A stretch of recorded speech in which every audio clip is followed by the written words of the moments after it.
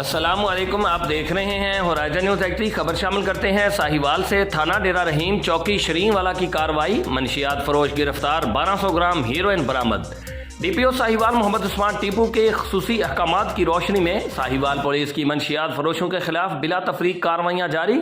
اسی سلسلہ میں پولیس تھانہ ڈیرہ رحیم چوکی شرین والا نے کارروائی کرتے ہوئے منشیات فروشوں کے قبضہ سے 1200 گرام ہیروئن برآمد کر کے مقدمہ درج کر لیا۔